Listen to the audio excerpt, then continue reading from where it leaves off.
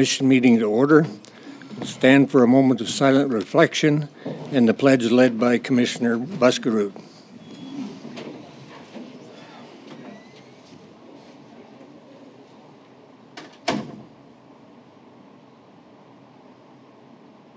Thank you. I pledge allegiance to the flag of the United States of America and to the republic for which it stands, one nation, under God, indivisible, with liberty and justice for all. Thank you. The next item is to review and approve the agenda. Does anyone have any changes they wish to make to the agenda?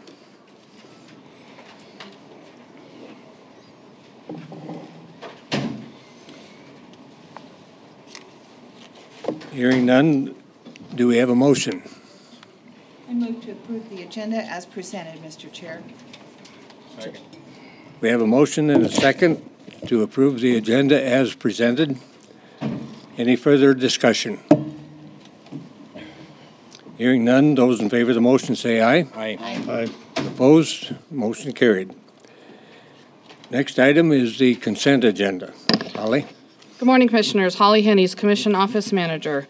For public notice, the Board of Commissioners uses a consent agenda to act on non-controversial and routine items quickly. The consent agenda is acted upon by one motion and vote of the Board. Items may be removed from the consent agenda and placed on the regular agenda at the request of a Board member or a citizen. Today, the consent agenda contains the following items. Number 5 is approval of the minutes from the regular meeting of June 17th, 2014. Approval of the vouchers in the amount of $130,931.96. Number 7 is approval of the raffle request fundraiser for Rochford Volunteer Fire Department. Number 8 is to acknowledge the order of organization and incorporation of the Cimarron Hill Road District for the tax year 2014 and after as submitted by the Auditor's Office. Number 9 is to acknowledge the order of organization and incorporation of the Clear Creek Number 2 Road District for the tax year 2014 and after, as submitted by the Auditor's Office. Number 10 is to authorize the budgeted general fund operating transfers of Road and Bridge, E911, and the emergency management budgets as presented by the Auditor. And finally, number 11 is to authorize the budgeted E911 fund operating transfers as presented by the Auditor's Office. Does anyone have any items on the consent agenda that they wish removed?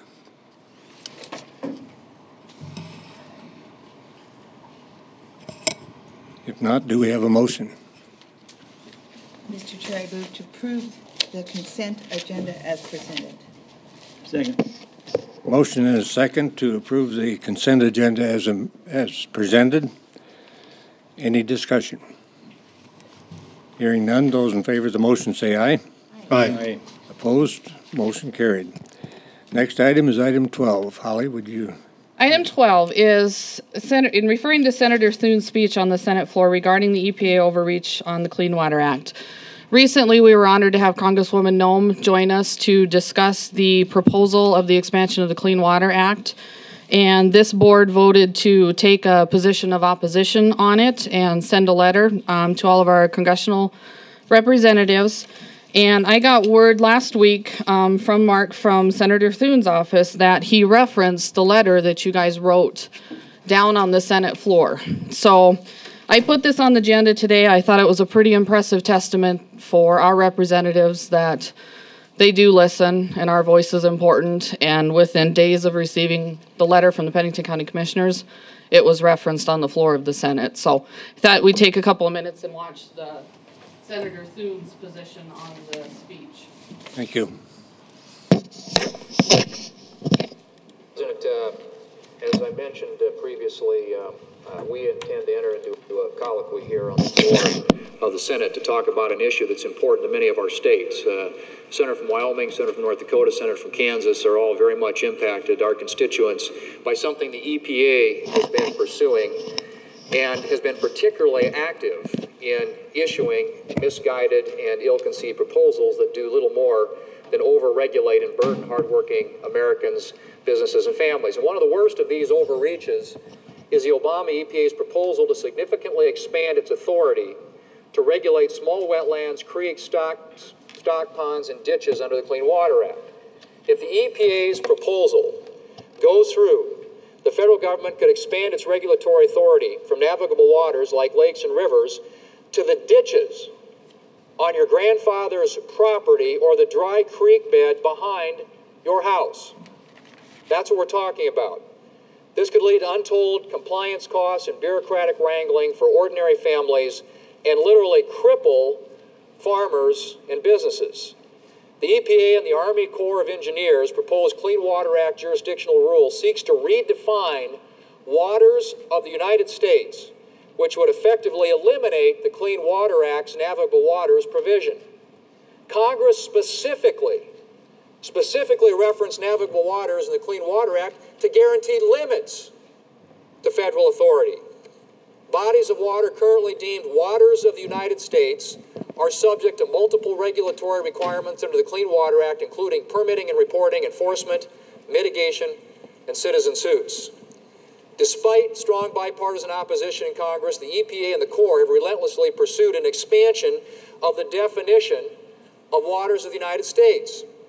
Additionally, the EPA is pressing forward despite two recent Supreme Court cases that expressly rejected the agency's broad assertions of regulatory authority and made it clear that not all bodies of water are subject to federal jurisdiction under the Clean Water Act. If the EPA's power grab is left unchecked, few bodies of water will be able to escape the regulatory reach of the Obama EPA. This proposed new definition could apply to countless numbers of small wetlands and creeks that are typically regulated at the state level. More specifically, the proposed rule extends the reach of federal regulatory authority by adding interstate wetlands and all adjacent waters to the definition of waters of the United States. It also deems all tributaries to be categorically jurisdictional. And for the first time ever, ditches, Mr. President, are defined as jurisdictional tributaries. This is cause for concern. This should be disturbing and troubling to all Americans. It's subjecting roadside, irrigation, stormwater ditches to regulation under the Clean Water Act, which would have practical consequences not fully evaluated by the EPA. These bodies of water, Mr. President, are hardly navigable and are in many cases seasonal or sporadic depending on the weather. The proposal also states that the EPA could regulate water on a case-by-case basis, a dangerous development for a regulatory agency. The American public is right to be wary of the EPA granting itself such discretion. A case-by-case approach is confusing and will inevitably lead to even more litigation. Mr. President, this proposal exceeds the established authority of the EPA by infringing upon what has long been a state responsibility under the Clean Water Act. All states, my state of South Dakota, Senator Roberts' state of Kansas, Senator Hovind's state of North Dakota, have an inherent interest in providing for the well-being of their citizens and businesses and ensuring safe and enduring water resources that plays a large role in achieving that end. My home state of South Dakota's #1 industry is agriculture. We help to feed the world. This can't be done without clean and dependable sources of water for our farmers and ranchers. This expansion of the EPA's regulatory authority would have significant economic impacts for property owners who would likely be hit with new federal permits, compliance costs, and threats of significant fines. Mr. President, agriculture is a time-sensitive business, and the burdens this proposal would place on South Dakota farmers would strain the ability of producers to fertilize, to plant, and to irrigate when the seasons and the weather conditions dictate. Rather, permits and regulations would bind the ability of producers to get their crops in when they need to and limit what they can do to ensure successful yields.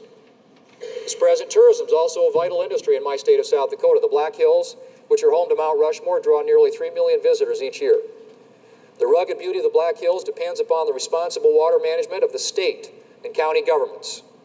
According to a letter that I just received from the Pennington County Board of Commissioners, which includes much of the Black Hills, their ability to manage the water resources in the Black Hills area is greatly threatened by the EPA's proposed rule. Similarly, South Dakota's thriving hunting industry is sustained in part by practical and responsible water management, allowing ducks and pheasants to thrive in prairie potholes and creeks. These are connected to waters already responsibly managed by the state of South Dakota. Another layer of federal regulation will only add needless cost to protecting these waters. Additionally, cities in my state are already struggling to grow under new taxes and regulations imposed by the Obama administration. The EPA's latest overreach would provide environmental groups with yet another powerful tool to delay and prevent development and interfere with land use activities on property owned by homeowners, small businesses, and municipalities. Mr. President, I've heard from South Dakotans in nearly every industry, and the common consensus is this: this rule is bad for business. Certainly in places like South Dakota, Kansas, and North Dakota, and Wyoming, but I would argue all across this country. And so I'm proud to stand with my colleagues on the floor today in support of legislation that would stop the EPA's proposed Clean Water Act jurisdictional rule and protect farmers, ranchers, and homeowners across the country from the latest regulatory overreach by the Obama administration. Mr. President, the Senator from North Dakota, I think, will carry on with the colloquy.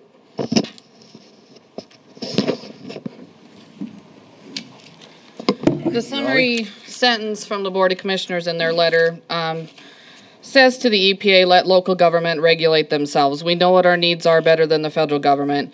Our county would experience a major impact as more waters will become federally protected and subject to the new rules and standards. We acknowledge that being proactive in protecting water quality is far more cost-effective than remediation.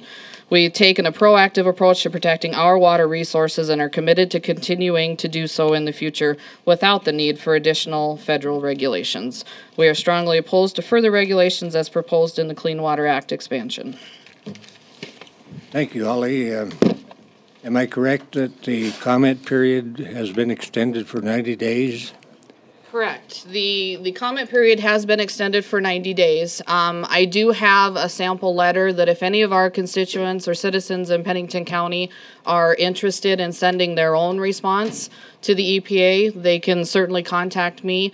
Congresswoman Noem did explain that numbers are important to the federal government, so the more people that contact them, the better our voices are heard. So if they're interested, they can certainly contact the commission office. Thank you, Holly. Any additional comments from the commission? Anyone? If not, we'll move on to item 13, which is the tax deed auction.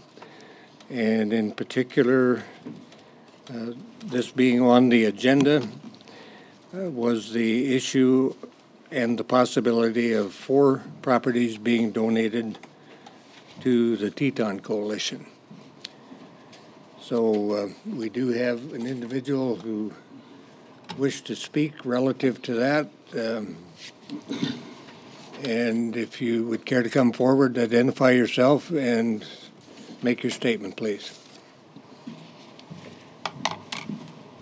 Good morning, and thank you for not meeting on Monday mornings. Tuesdays. Would you bring your mic up, please? Sorry. My name is Arnold Melton. I would like to ask you to consider that the Teton Coalition, what I know of it and its webpage is a good, beneficial organization for the people of Rapid City, Pennington County and stuff, and I don't wish to stand in their way in what they're asking for. My interest is that I'm 57 and I'm a very quiet person, and I just want to buy a piece of property for my single wide trailer. It's very difficult in Pennington County to find a piece of property for a single wide trailer. I eventually just want to put a couple car garage on there, simply live. And these 2 properties, 7850 and 7851, allow for a single wide.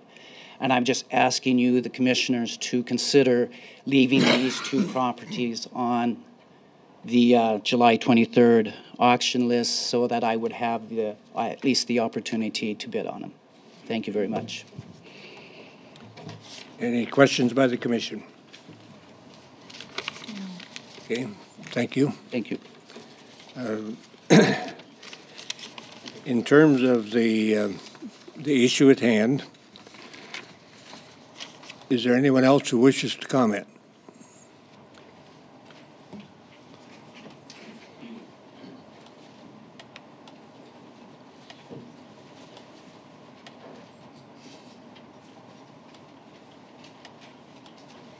Good morning, Commissioners. Morning. Morning. I'm Jackie St. Clair, and I work with the Teton Coalition here in Rapid City. And our interest in this property is due primarily to the fact that we provide home ownership, beautiful homes, to people who are low to medium income in Rapid City. And we have two wonderful families who can go up there, and they're hardworking people. And in respect to the gentleman that was just here, we realize his plight. And also, we'd like to acknowledge that our own is that we are desperate for land. We are desperate for land to put these new homes on. So we would appreciate your consideration for these two families and any other families that we have who are looking for lots to place these homes on. These are governor's homes. And the criteria for them to pass into our program is that they have to pass credit qualifications, they have to be mortgageable, and we work with them, some of them up to 3 years to qualify. So we know that they are responsible, hardworking, and the two families that we are thinking about putting up there, very hardworking, very quiet, and just really community-oriented. And I did look around the neighborhood, and what I saw up there was that our homes would certainly add an upgrade to the area, and we would be very happy to do that. Thank you. Mr. Chair, Thank you. may I ask her a question? Yes. Yes. How would, if land isn't given to you, do you have other ways to get land for your program? Yes, we do. Yes, we do. And we have a very, very low working budget. Mm-hmm. And at some point or another, we do buy land. Once we take the mortgage to the bank, sometimes we will charge for the land, and we'll be able to get some money out of there to purchase the land. So we do have some alternative ways to buy land. However, like I said, our budget's very low. And so some of these properties that you chose, of the four, there's one that has a federal tax lien that we could not forgive. Are you going to be able to handle that? How big is the lien? 8,300. Oh, yeah, we can do that. Mr. Chair, Any other? Yes. Go ahead. Commissioner Holloway. where does the Teton Coalition obtain their funding from? We have a HUD-certified program, so we do get some funding from them. And outside of that, we do some fundraising on our own to subsidize our homes. Recently, we received a grant from the Shakopee Nation that enables us to purchase a little bit land and help with the initial down payment assistance for the people who are qualifying for the program. Of the funds that you operate your budget under, what % of it comes from the HUD program? About 90%. Okay, And that's just for education, homebuyer education. that's We'll just, buy your education. Yeah. It's not to purchase land, it's just to do the classes. so 90% of your budget is spent on education? Mm-hmm. And 10% on purchasing? Right. And you get that from fundraising and the Shakopees? Right, and also when we present a mortgage to the bank, and the bank approves our loan for the home buyer, well, then included in that will be the cost of the land. If there is a cost of land, then that will be included in there. So essentially, they are buying their own lot. So we can go that route easily. Mr. Chair. Yes. Go ahead. So if I heard you correctly,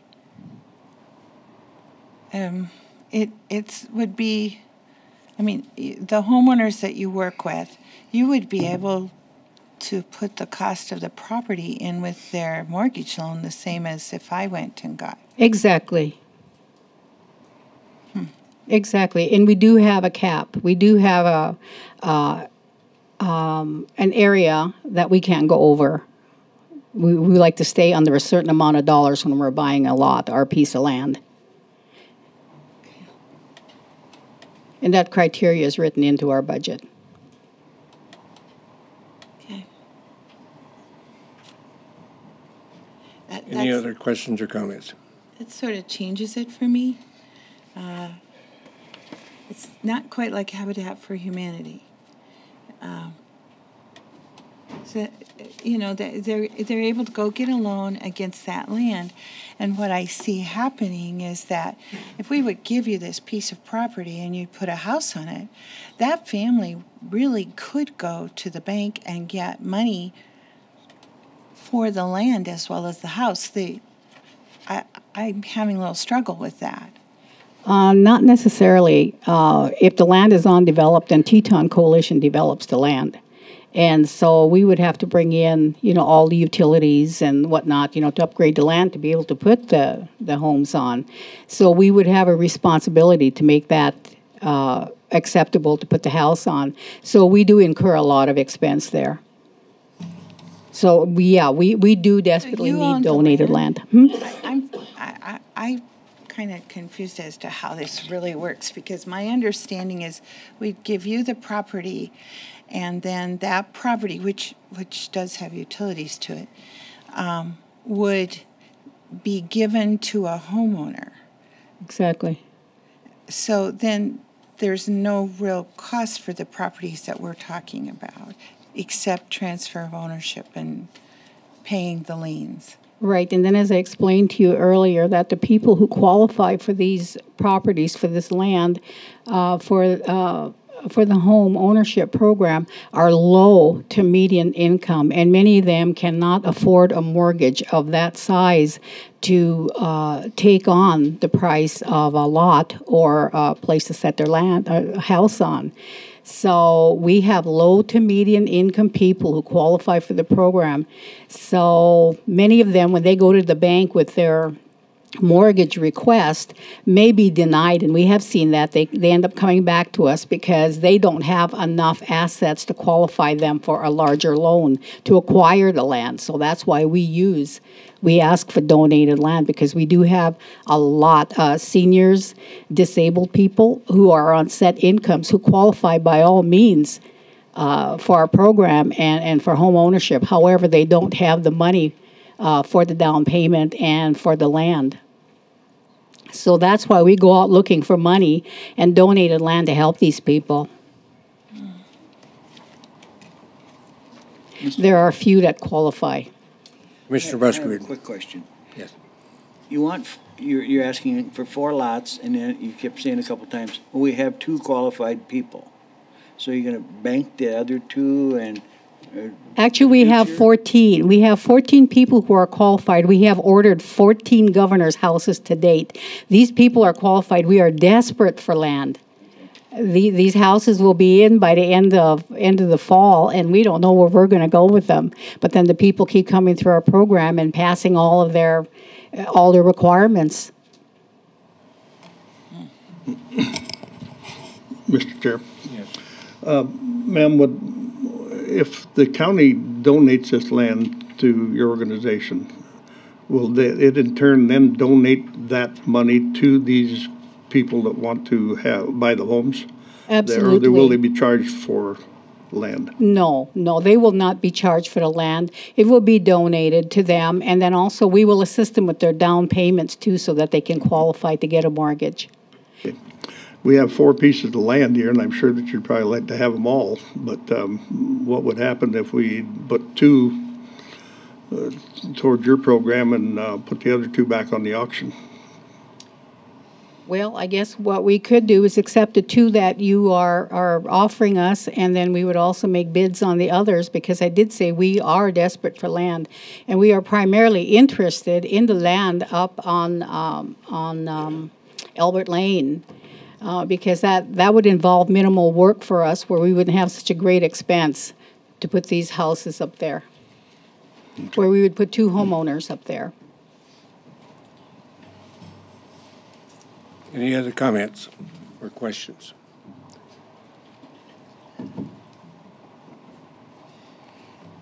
Jay, do you have anything relative to this that? I have nothing specific when I made that suggestion. Okay. Thank you. When I decided to list your stickers. Mr. Chair. Yes. So, Jay and Holly, have we done this before where we've donated tax deeded property? Yeah. To my knowledge, only to a municipality, to a city. Okay. It seems like we have. I don't recall the specifics. We have to Habitat, I'm sure. Yeah. What about the land that we, what about the Yeah, land we had? Habitat buys theirs. They come in and bid along with everybody else. I think I remember giving them some. Well, I do remember a couple Habitat homes that came in and got a lien release. Yeah. I do remember that. Todd Schweiger is the attorney for, and he stood here before and worked out a lien release on a property they had that had county liens. I don't recall the specifics of donating, but I'm pretty confident we have in the past. I couldn't stand here and tell you right now. Mr. Chair, Yes. I don't remember for sure, I was off the commission at that time, but the land that was up north of the Civic Center that the county owned, did they buy that from the county? What kind of a price did they pay for that, do you remember? We've got the records, but we'd have to look it up. It was 40-some thousand. It was, So they paid half of what the county had in it.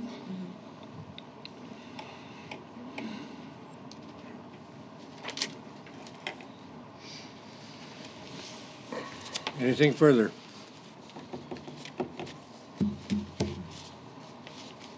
Do we have a motion?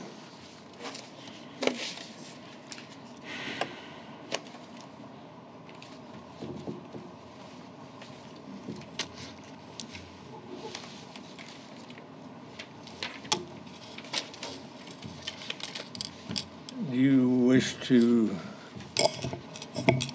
dispose of this item, or do you wish to think about it and move it down on the agenda?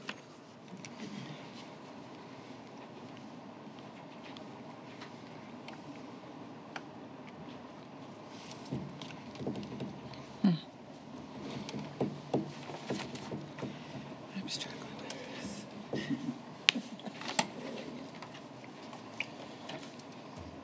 Are you getting this down, Karen? Well, Word for word, huh? I'll make a motion. I'll make a motion that we sell 4 lots to the Teton Coalition for the costs that we have in each one of them, which is $909.50 each. That does away with the taxes. There's, we won't get tax money, but we have some costs from the treasurer, auditor, buildings and grounds, equalization. They've all done their part in it, and it looked like each one of them is $909.50. So that's my motion. Do we have a second? I'd second that, Mr. Chair. Okay, we have a motion and a second, and just to make sure it's clear, I think it's important that we have a response from Teton to I was going to suggest. indicate whether or not this is a feasible situation for them. Yes, sir. We do have the money to pay that. We do have the money to do that, we agree. And remember, you're going to have the lien to take care of on one of those pieces of property. And how much did you say that was? 83? Oh, yeah, that's all 100. right. Okay. So Okay, any further discussion on the motion? Go ahead. I was just wondering if we wanted to offer the rest of these lots that we've got on the auction block to Habitat for the same deal. Cancel our sale.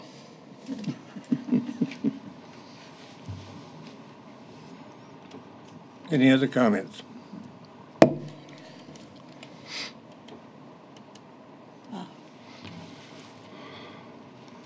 Mr. Chair, I recognize the program that you do is a great program, but I really am kind of concerned because some of these are worth quite a bit, and you're getting quite a value if the motion passes, and I truly have a concern. If you buy a property for $909.50 and the assessed value is $39,300, that improves the asset value considerably of the person whose home it becomes. And I'm a little concerned about that because they're not being funded through, as Habitat is, they're being funded by a bank. So that if the house that is sitting on that is worth $80,000 and you have property that's worth $39,300, the amount of money they get towards that property can increase considerably. And I'm struggling with that because what we're doing is we're allowing those folks to go to a bank with an improved asset level and get more money. And I really struggle with that because Habitat doesn't run their lending program that way. Let me help you with that. The governor's homes that we buy are $46,900. It doesn't matter what the house is actually worth. Okay, the and premise is still so, the same. all right, and so the land, say if it's worth $35,000, when they go to the bank, then the bank will consider that mortgage, the assets, and be able to qualify them for a loan because they're low income and in medium income people. So it serves as a stepping stone, not as not as a way to gain prosperity or to gain additional assets into their home. I understand that, but what we're doing as a county is different. We are giving them that chance by improving their asset level for a very small amount of money if this passes, and I'm struggling with that. I understand, and I think that the banks, the banks play a great part in this. So we, are at this point, qualify the people, to participate in the program. And I would like to inject something here. Identify yourself, please. Oh, I'm Leona Clubs. I'm the executive director of Teton Coalition. And we have been struggling for the last 15 years that I've been there to find land available. Either it's already gone to somebody else or we haven't heard about it in time. And that's not your fault. That's ours for not knowing enough about it. But we could put that land under trust fund where that family would never be able to do an asset, gain that asset from owning the land. They wouldn't own it. The state of South Dakota trust fund would own it. And they would pay a lease on it, which is $25 a month. And they pay their own taxes on it. And that way it would stay in a low-income family. It wouldn't be a high payment for them to turn around and sell it. First of all, we would put a lien on it too, that they don't sell it for at least 15 years, but they couldn't sell the land. They could only sell the house because that's how the trust fund works. And the trust fund's been set up with NeighborWorks in South Dakota. And we have many of those plans here in Rapid too. The families that we would be putting on there are very limited. One is on fixed income, and the other one is a young girl that has diabetes real bad. And we are trying to get her something stable so that she can continue to be healthy. We don't always have families that make that income. We are working with people that make $20,000 to $25,000, and usually they have a medical reason that they can't afford it, or they've got medical bills or something, and we're just trying to help them get into a home. We have a family right now in the Box Elder area that's living in a 3-bedroom. They can't find anything else, and they have 10 children. And they're paying $1,100 a month for their rent. And it's just, we need the help. I mean, the low income needs a home just like everybody else.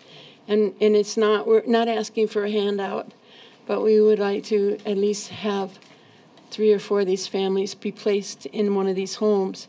And no, we would not charge them except for the construction on the home and the cost of the home and whatever we have to pay toward the land. And that would be could go into Dakota Trust land. Mr. Chair? Yes. Just one quick comment. I'm not going to be able to support this motion because I think we're setting a precedence for opening up the door. And I don't know where it stops in donating the taxpayers' money to nonprofits. We already spend a considerable amount of money every year on public assistance and accumulate a lot of liens that frankly probably will never get paid. So I think the county's already doing its share in helping people. I think this is a good program, but I think they should deal with their acquiring land the same as Habitat does. They're able to come in and bid on these parcels at the next auction. So I'm just concerned that if this motion passes, then I don't know how you turn down any other group that wants to come in who is a nonprofit and ask for some of the tax deed property donated to them for only the cost that the county has in it. Thank you. Any other comments? Just one. I agree with that too. On the other hand, we don't know how much we're going to get out of the tax deed sale. We might not even get $900 out of it. Well, then they're going to get a better deal. And here we're going to get some houses put on some property and start collecting taxes on them hopefully next year. So there is a upside to doing it too. Anything further? We've had a lot of discussion. Mr. Chair. Yes.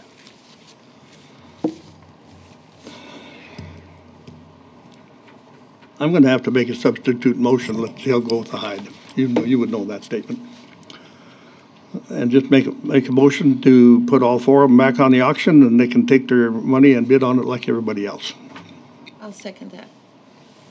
Okay, we have a substitute motion and a second. Any discussion on that motion? Mr. Chair, when I first brought this up 2 or 3 weeks ago, I thought it was a great idea because we get the taxes back, or the houses on the property, we get the taxes back on the tax roll and get people paying taxes on it instead of the land just sitting there vacant. But the more I hear, the more things that I see wrong with my initial decision. And so I think Habitat, you folks better come to the auction. Anything further? If not, we'll do a roll call vote, and I will point out that I am reclusing myself because I'm on the board of Teton. Musgrave? No. Davis? Yes. Holloway? Yes. Troutman? Yes. Motion carried. Thank you. Thank you. Thank you. Very much. Next item. Oh, wait a minute. Is there anything further we need to do relative to the tax deed auction to make sure everything is clear? Okay, we're on track. Next item is item 14, items from the auditor, the 2015 Pennington County provisional budget.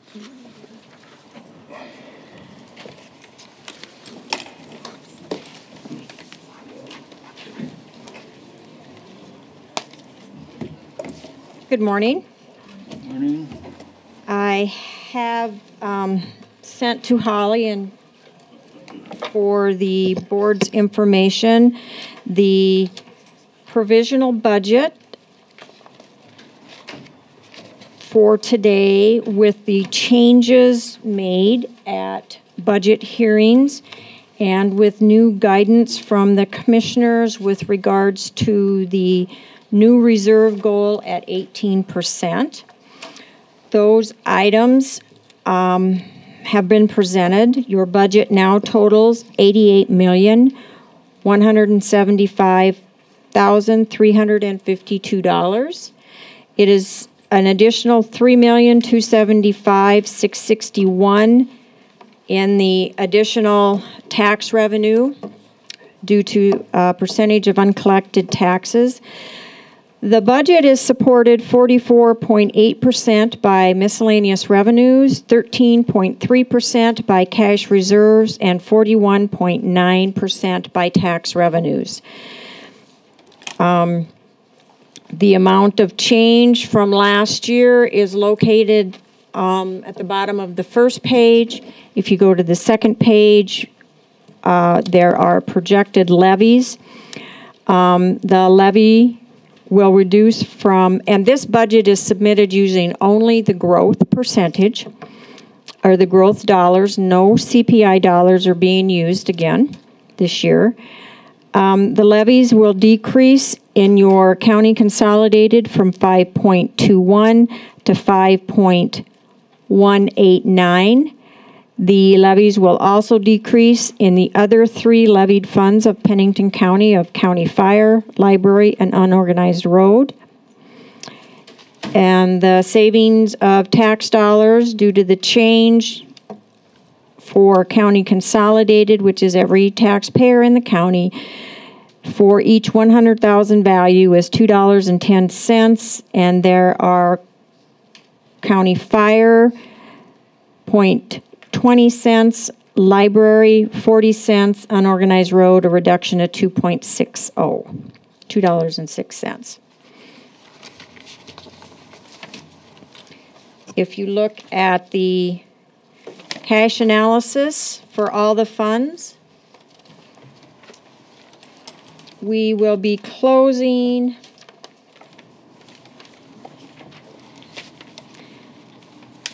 general fund with 17.67%, accumulated building, emergency disaster. Those are basically irrelevant to the point that those are special funds, and we're building funds in accumulated building as well as emergency disaster for needs described later, and then the fair will end with 12.3.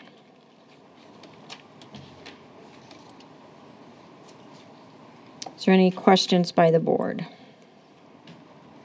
So, may I ask a question? Yes. On the library fund, I kind of hate to see that drop down because we have such a struggle. So the issue would be we could use CPI on just the library fund? You can use CPI on county consolidated, individually on county fire, county library, and unorganized road. Yes, you can use one. There are stored CPI dollars. If you look at all the scenarios that I've placed on pages 2 and 3 of the different funds and where those dollars would be raised or could be raised. Right now it appears we're storing 4.4% in library.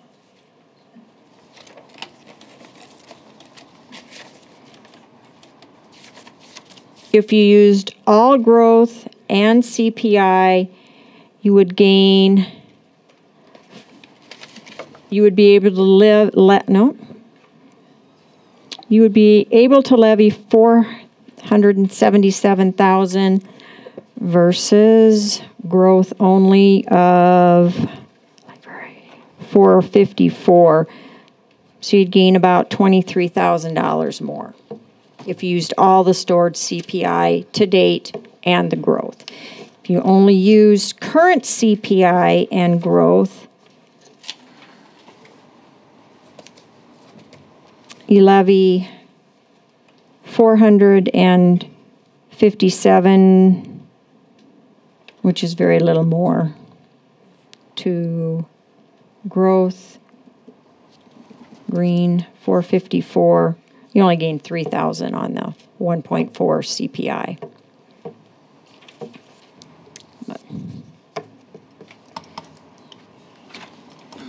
Any other questions? I have one.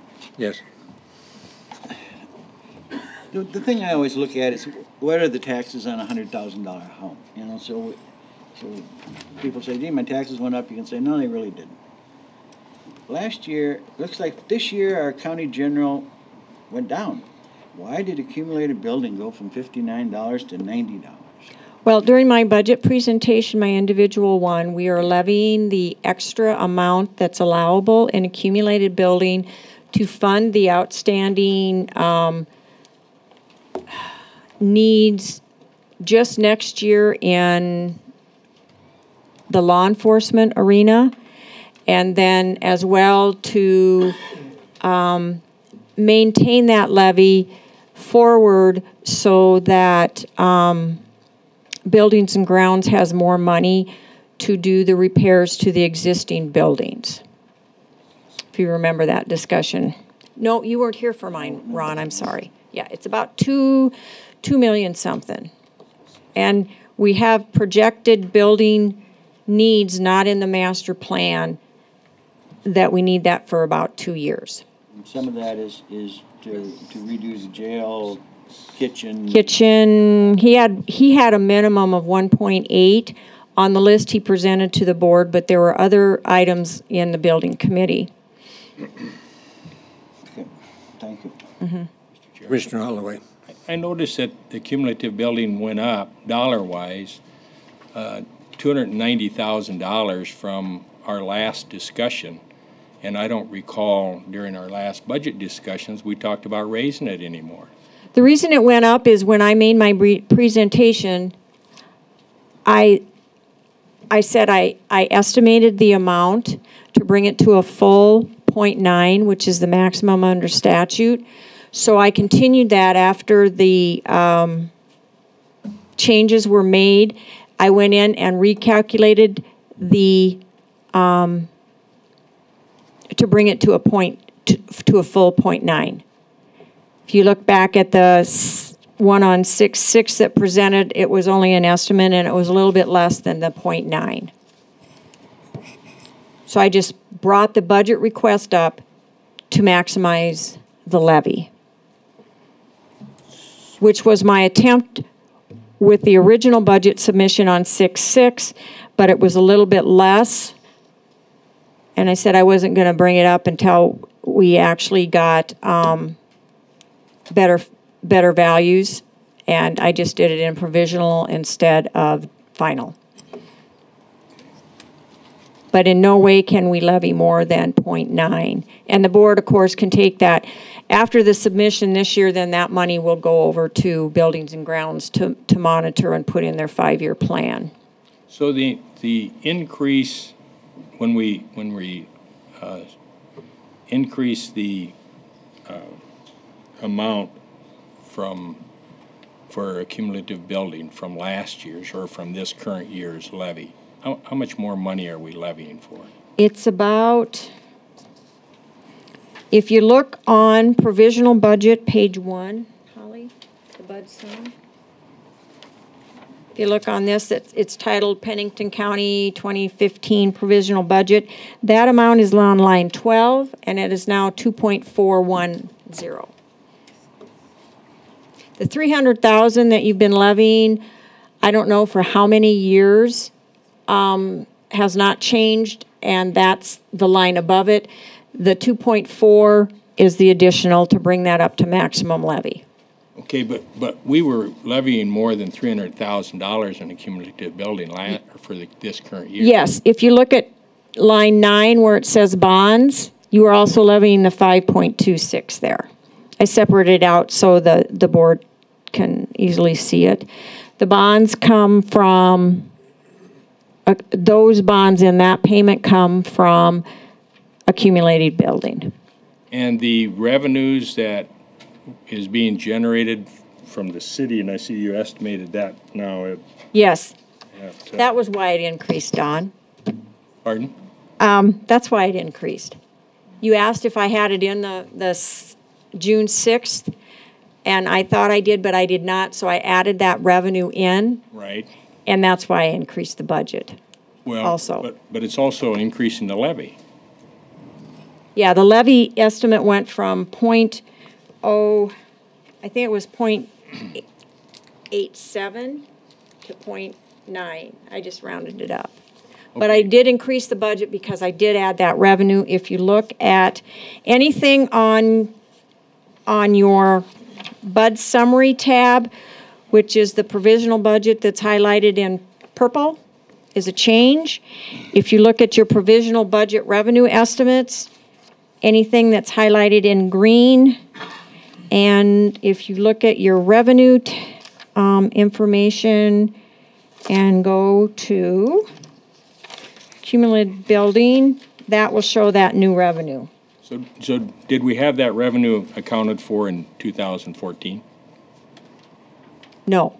Okay, so if we take that revenue of $290,000 from the city, which goes back into a cumulative building. Yes. Plus line 12 of the new levy for capital projects is 2.4. So we're really adding to the cumulative building 2.6 million, $2.7 million.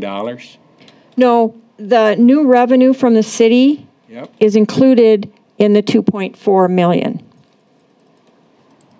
Okay. As well as I evened out the levy to 0.9. It wasn't much of a change. Okay. So what did we have in line 12 back in June? 2.66. I don't have that figure with me, Don. I've got it if I can sort through all this paper.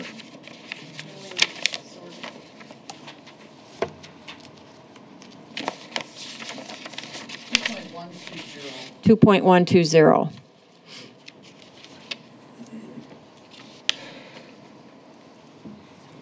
So, I guess for me, and we got time. We're not going. You're not asking us to pass this provisional budget today, right?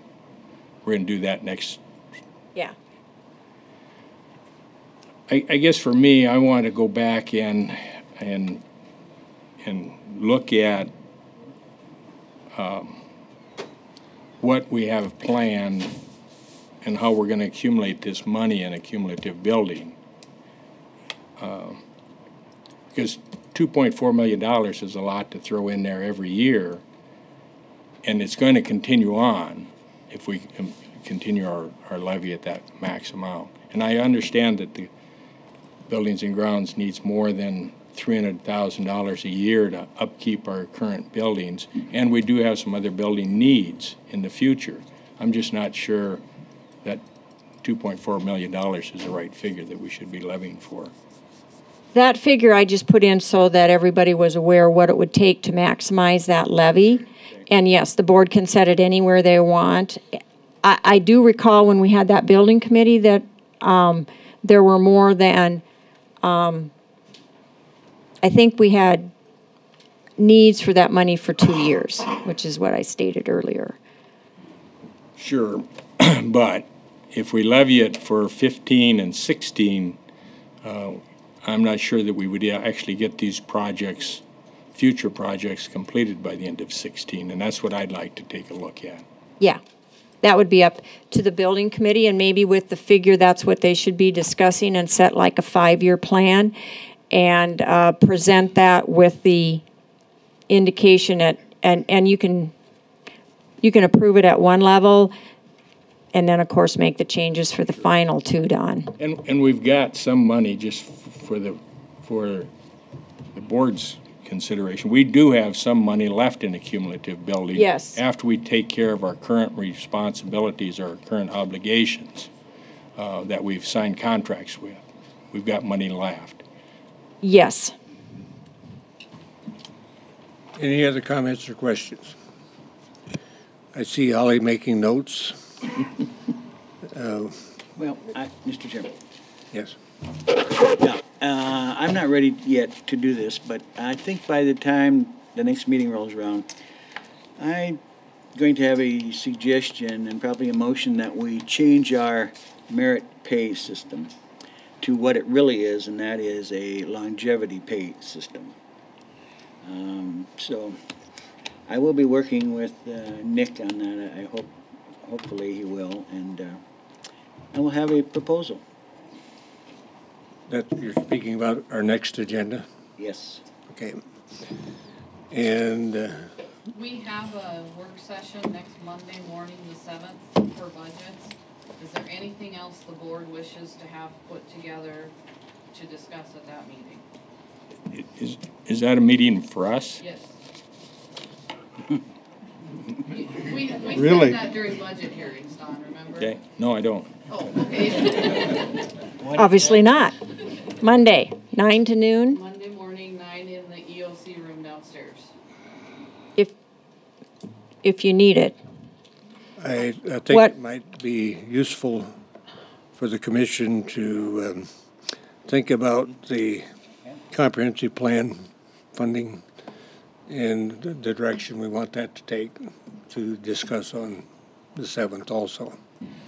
And Mr. Chair, I don't want to see any drop in funding for libraries. I'd rather reinstate what we funded this year in 2015's budget. Anything else you want to add to the list for Holly? If you think of something later on, make sure you get it to her so we can make our meeting on the 7th as effective as possible. Anything further on the budget? I would like to add something. Please don't come in on the 15th with changes to provisional budget and try and approve it on the same day. If you indicate changes on the 7th, that's fine. I can get those into a document for the 7th. But if you're going to come in on the 15th and make changes, it's very difficult with these extensive spreadsheets to make sure that I'm giving you accurate information. So we can have a special meeting later on. Right.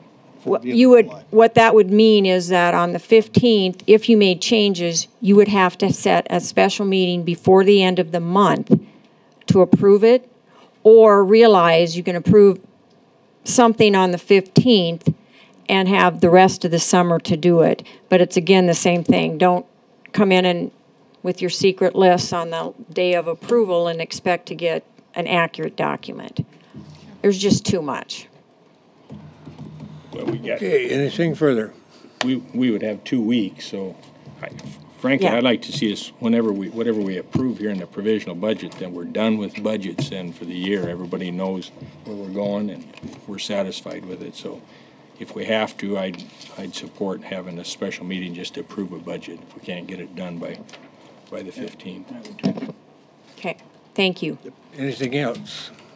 Did you want me at that meeting on the morning of the 7th, or just Holly? I think it'd be good to have you there, Okay. because sometimes I get confused. All right. Thank you. Anything else? Next item, no. We're going on to item 15, which is building and grounds. And I see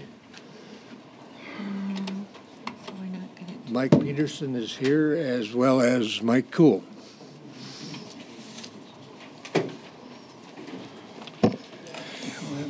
Good morning. Morning. Mike Cool, Buildings and Grounds.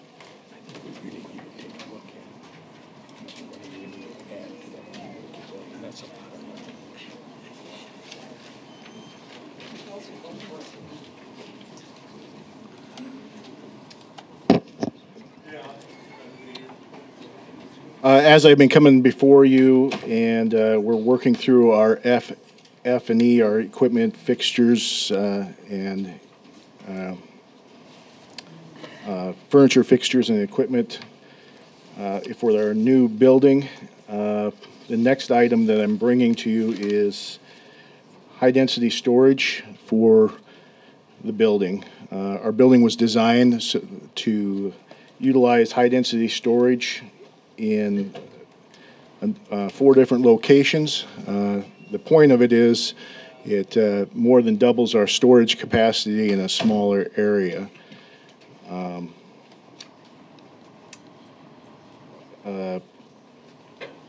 Previously, we purchased high-density storage systems for our new evidence buildings from the manufacturer was Space Saver Systems. We'd like to continue to utilize that company for, I feel, obvious reasons, maintenance, warranty issues, understanding how the systems work. So we'd like to purchase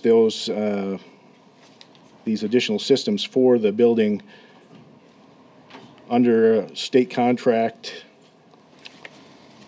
052910-KII. And for those 4 areas, the total price for these systems would be $124,369.23. Anyone have any questions or comments for Mike? Yes. Mike, I see on what you provided us, the locations of these, except on the last page, I can't read what that last one was.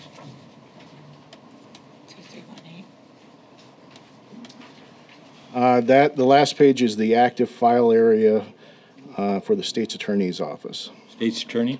Yes. So you're putting 2 sets of them in there for the state's attorney? Since that, their space is actually spread across 2 floors, yes. Okay. Mr. Chair. Yes. Mike, and this money was in the original bonding issue to pay for this? Or is this It was included, yes, funding? it was included in those original master plan numbers. We did have money figured in overall for project costs. And those are really early numbers. Any other questions? Do we have a motion? Mr. Chair, I would move to approve the chair's signature on the contract from Haldeman Home for these Space Saver filing systems. Second. Motion and a second. Any further discussion? Hearing none, those in favor of the motion say aye. Aye. Aye. Opposed? Motion carried. Next item, item B. Thank you.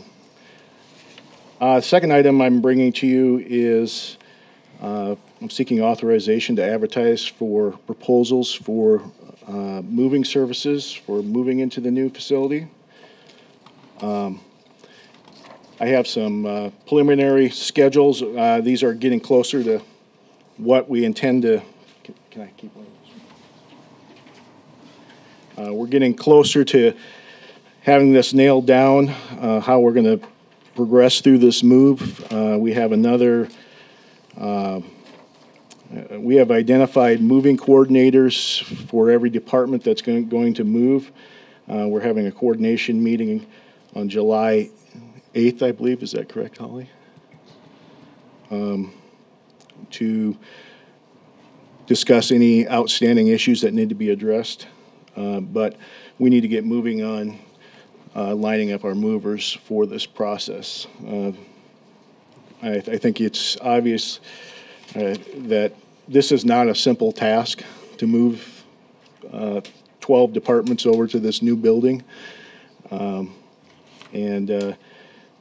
We've had with our coordinators that we have involved right now, we've got a lot of good feedback from them so far, and with Holly and Rita Bender's efforts, we've gone a long ways in coordinating what this process is going to look like. But it is a juggling or very much a puzzle that we're trying to put together.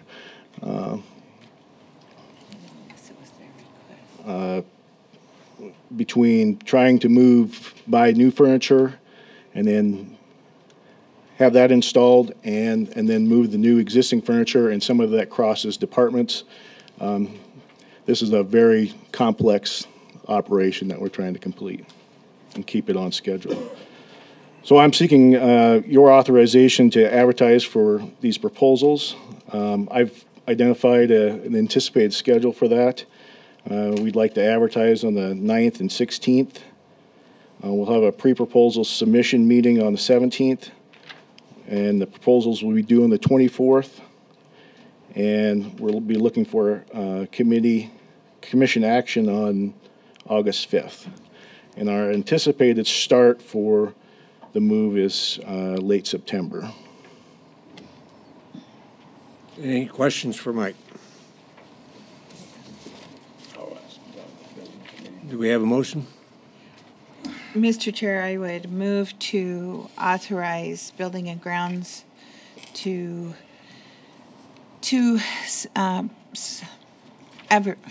advertise for proposals for moving all of our offices into the new building. Do we have a second? Second. Motion and a second. Any further discussion? Hearing none, those in favor of the motion say aye. Aye. Opposed? Motion carried. Thank you, Mike. Next item is item 16, proposed resolutions. Got a guy out here raised his hand. I don't know what he'd like to do, but. Yes. Do you wish to comment, sir? Please.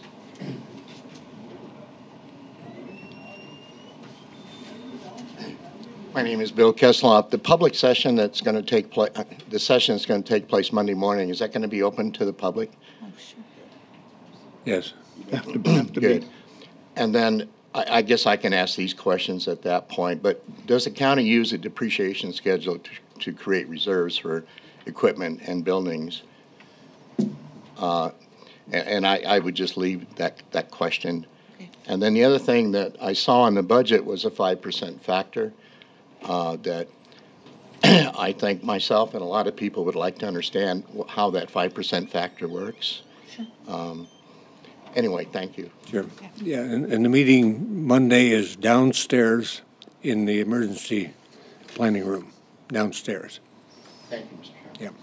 Yeah. Okay, next item is item 16, a fireworks resolution for the 2015 legislative session. Who is the presenter? Is that... It's got to be Denny. He's the only one who knows anything about fire.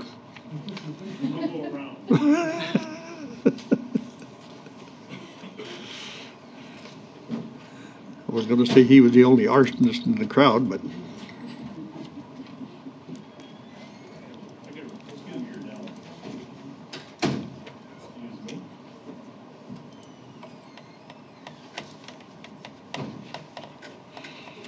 While you were out, I said I was going to say that you were the only arsonist in the crowd. I'm not going to answer that, Kim. I wasn't sure how to answer that. So, good morning, Denny, Gorton County Fire. Over the past several years, we've proposed this a couple of different times, and once again, we've asked the county commissioners to support a resolution. And the bottom line is, to make it short and simple, is simply to give counties the same authority that cities, and correct me, I know Jay will, but the same authority to regulate the sale and discharge of fireworks that a municipality has, to give that same authority to the counties, which don't have that authority now. So. Any comments or questions? Well, Mr. Chair, it's been, 3 weeks ago?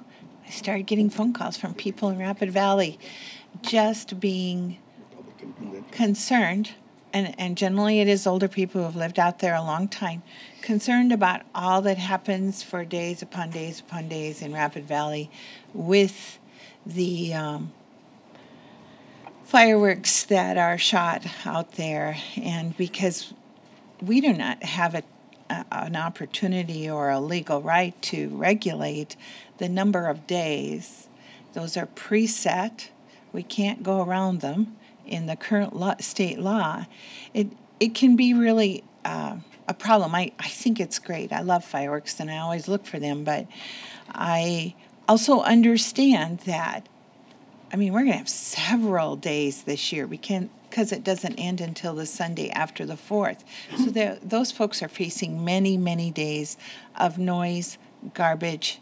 And I know that it is a wetter time of year, but by the end of the week, if the weather comes in, it's going to be drier. And it just creates a lot of issues that we can't do anything about depending on the situation of the year. And I would really hope that as we go forward with this resolution, it will be adopted and at the state level. But we have to first pass it here. So, Mr. Chair. Yes. I'd make a motion to adopt this resolution and have it presented to our Black Hills County Commission Association, and hopefully they'll pass a resolution supporting it, and then ultimately taking it to the state convention. Second. We have a motion and a second. Any further discussion? Mr. Chair, I think Nancy did a pretty good job of explaining this again, but I noticed in the Journal the other day, the Journal did a pretty good idea of printing what the county can do and can't do in the Journal. And right below their piece that they wrote to explain all of this, somebody said, if the county and the city would only do their job, we wouldn't have this problem. But the Journal just finished explaining that the county can't do anything because we're governed by the state legislature. So I'd like people to know that the legislature runs this show, the county commission doesn't. Okay, any other comments? Just one. If this passes, which I assume it will, can you send it to the Black Hills secretary so she can make some copies? Thanks. Okay. There are no other comments. We have a motion and a second. All in favor of the motion, say aye. Aye. Opposed? Motion carried. Thank you. Next item is the item B, Ag Land Classification Resolution. This is a resolution intended pretty much in the same light as the one we just passed in terms of moving concepts forward to the legislature and indicating an interest in influencing how the law reads. So who's presenting this? Mr. Chair, Yes. We have been working for about a year on studying and suggesting possible revisions for SDCL 10-6-31.3, which is the law that governs how a land receives ag criteria for taxation purposes. When you have a piece of property that is over 160 acres, it is relatively not a difficult thing to prove ag classification. But it is on properties 160 acres or less. And while definitely the folks who have worked on this, and I know I can speak for them in this respect, there is a concern that by changing this, there will be a lot of properties that will receive ag taxation. But through all of the work and all of the meetings, it has always been the point of this group that if you deserve ag, you should get it, but if you don't, you should not. And that is still a commitment. But in order to move forward, there are different aspects that need to be studied on a state level through Department of Revenue, Department of Ag. And by going through on this resolution and explaining the different parts of the law that we have found poorly worded, just poorly explained in the law, we'd like to see it move forward so that we can get it studied and see if some of our ideas are really feasible, If not, is there another way to handle the problem? And so the resolution is really for asking for the state to study the issue. Anyone wishing to comment further? Mr. Chair, I'd just like to add a little bit to that, to say that what Nancy said, that those that really deserve the ag classification should get the ag classification, and the ones that are playing that ag should not. And I'll just give you one example. We have a piece of property in Pennington County that was purchased for $10,600 an acre and 70 acres. And $750,000 house built on the property. What's the principal use of the land? Is it a cow or is it a house? So the property 2 years ago with equalization was listed at $828,000 in evaluation. When the ag classification took over, it went down to $10,600 an acre. And instead of paying a $30,000 tax bill, which the rest of us is subsidizing, the individual paid $125.77 in taxes. Now, I don't think that's ag, and I don't think it's right for the rest of the taxpayers to be subsidized in that situation. It's now on the market as the 27th of May for $2,975,000. Now, I think all of you folks that are really into ag business out there understand what I'm saying, that this is not ag. Mr. Chairman. Yes. I'll make a motion to approve the resolution and have you sign it. Second. Motion and a second. Any further comments or discussion? Mr. Chair. Yes. And it will be taken on to the Black Hills and to the... Absolutely. Okay. Yep. Okay. I wanted to make sure. No, absolutely. Okay. Any other comments? Hearing none, those in favor of the motion say aye. Aye. Aye. Opposed? Motion carried. Next item is executive session. Do we have a motion? So move, Mr. Chair. Do we have a second? Second. Motion and a second to convene executive session. I did already. You need a second. Second. Commissioner Davis made the motion. Commissioner Buskerud seconded the motion. All in favor say aye. Aye. Aye. Opposed? Motion carried. We're out of executive session. Next item is eligible department head merit awards. Do we have any motions? I'd make a motion to move. Excuse me, wouldn't we do the reclassification first on the, I think the reclassification is on the agenda first, That's fine. before the department head merits? Yep. Okay. Would you like me to read the? Yeah. The motion that, excuse me, Nick Strout, HR Director, Pennington County. The motion we are looking for out of highway is to move West Cheddar to a grade 23, step 5, which is an exception to the wage scale. Mr. Chair, that would be my motion. Second. We have a motion and a second. Any further discussion? I think it should be noted about why he's getting that step. Thank you, Ken. Wes is currently a professional engineer who recently paid for and passed his professional land surveyor test. So now he has a land surveyor license, which gives him the authority to produce plats and conduct legal surveys for Pennington County at a substantial benefit to the county, since we do not have to hire an out-of-house surveyor. And he paid for his own education and his own testing. Yes, he did. The county did not pay for that. Okay, Commissioner Holloway? Yes, I'd like to make a substitute motion that we move him from grade 22 to 23, but at a step 3, which is the step that he's currently on. Is there a second to that substitute motion?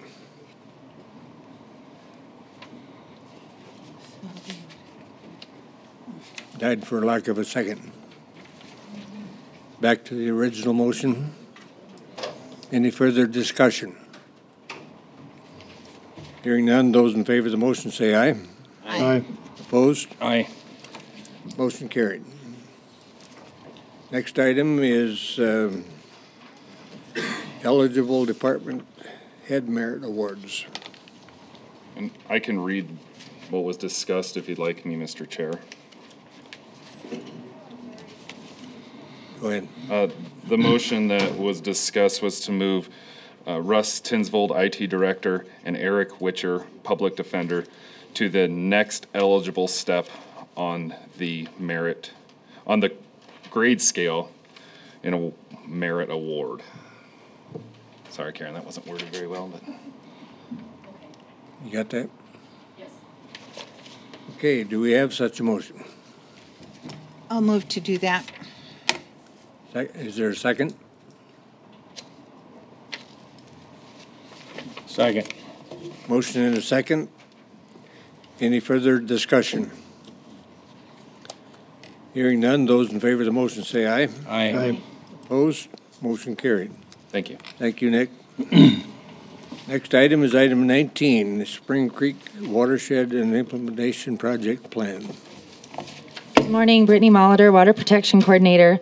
I'm bringing to you today some concerns that we have heard in the field from property owners and from project staff concerning the Spring Creek Watershed project. What I'm asking today, with some of the timeframes that we have, especially with the weather, to get projects on the ground, and some of the projects are taking, upwards of a year or 2 years, and these segments are running that time frame. And to make the process a little more cost-effective, not utilizing so much contractor time, and a little more efficient, staff is recommending that we change some of the processes in which the cost share applications are approved. What we're proposing is to change the advisory group to a task force. So that task force would be subject to open meetings laws. They would be approving the project applications as presented, utilizing the cost share lists and the ranking sheets that you guys have already approved. It would allow the planning director to sign the participant agreements too, instead of bringing them to you guys every time. So basically, that's what we're asking is for those three motions to change the name of the Spring Creek Advisory Group to the Spring Creek Watershed Task Force, to approve the Spring Creek Watershed and Implementation Project Plan, Spring Creek Watershed Task Force bylaws, and to authorize the planning director to sign the Spring Creek Watershed and Implementation Project cost share funding participant agreements. So if you have any questions, I would. Well, if I'm seeing this right, you're going to take our responsibility away from us and give it to somebody else. Yes. Any other comments or questions?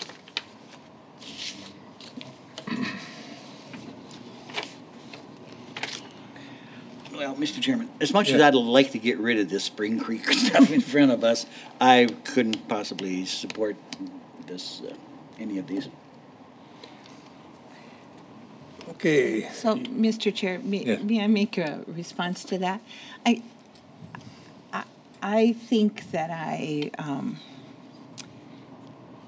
the problem that we have as a commission is that we have a hard time making a decision about these issues. And so we have been part of the problem. We've kept it going, and months down the road, we're finally ready to make a decision, but the season to do anything is gone, so then they wait till the next year. And if we could get a commitment that we could actually make a decision in a timely manner, perhaps it would be fine to leave it with the commission. But at this point, we aren't functioning that way. Any other comments or questions? Mr. Chair, I have a comment. Can I make one? Sorry. Yes. There is quite a bit of oversight with the project.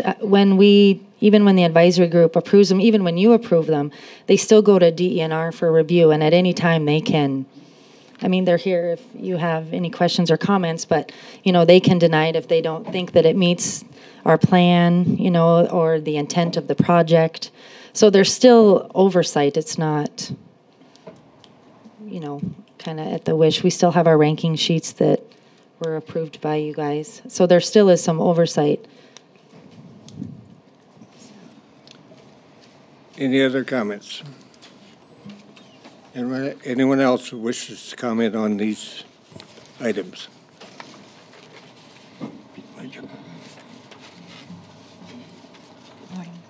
Mr. Chairman, Commissioners, good morning. Again, I've been here before you and discussed the project before, and so again, my name is Pete Jarris. I work for the South Dakota Department of Environment and Natural Resources, Administrator of the Watershed Protection Program. Just going to be brief and a little blunt. You know, you guys have made this a lot more difficult on yourselves than it does need to be. Most, I should say really all of our projects operate the way this project operates, except for the step in bringing the applications approved by their steering committee, their task force, their group, whatever they want to call it, because they don't do that like you have been doing. The staff has been bringing it to you. You have already really done your job in reviewing the project work plan, hiring good staff and good coordinators and good people, technical experts in the field to go out there and work with landowners to design these projects. You've already approved a ranking system, and if you agree with that ranking system and the work plan, there really is no reason, and you have trust in your staff, there really is no reason for you to make another decision on these applications because you've already made it. And you've tasked your staff to do the rest of that and carry through. They have to come and report to you on how the project's going. If there's going to be major changes or shifts in the project, they have to come to you. When they apply for new money, they have to come to you. But ultimately, once you have approved that work plan and signed that contract, staff does the rest. And that's basically how all of our other projects work. As Brittany pointed out, it does slow the process down if that's your choice, and it is your choice if that's what you want to do. But this project has lost several construction seasons, at least one full one, and a little bit last year, and we're just hoping that it can get a lot of good things done in this construction season. So with that, I can answer questions if need be. Okay, thank you. Mr. Chair? Yes. I'd just like to say a few things about the Spring Creek water project. And then, yes, Pete, you're probably right that the county commission has slowed this up just a little bit. But I think one of the reasons is because of the constant haranguing and badgering of our county employees and the county commission by certain individuals. And I'm afraid that if this goes to the planning director's discretion of whether to sign these contracts or not, then the county employees are going to be catching that same, and I'm going to say it out, hell that the county commissioners have been catching for the last year and a half or two. So I don't want to see our county employees subject to that haranguing and harassment. And whether it needs to stay with this county commission to sign those or not, I don't know. And maybe it's such a thing that if it's approved by the planning commissioner or planning department head and signed by the chairman of the county commission, maybe that's another way to get by all of that. But I don't want to see these guys kicked around anymore. They don't have it coming and they don't need it. Any other comments? Mr. Chair? Yes, Commissioner Holloway. I guess I'm a little bit reluctant just to back completely away from this, and maybe the reason that we've been slow in improving some of these in the past is part of it is an education process. I think most of the people on the board now better understand this whole process. I would support changing the name of this organization to a task force so that they have open meeting requirements, but and frankly, having them approve the projects, and I think they have approved those projects in the past, but have them come back to the board with a recommendation for the board here to take action on it.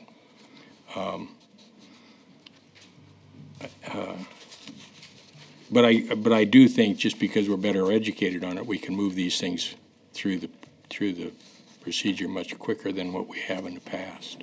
I would hope that we could anyway. Yes.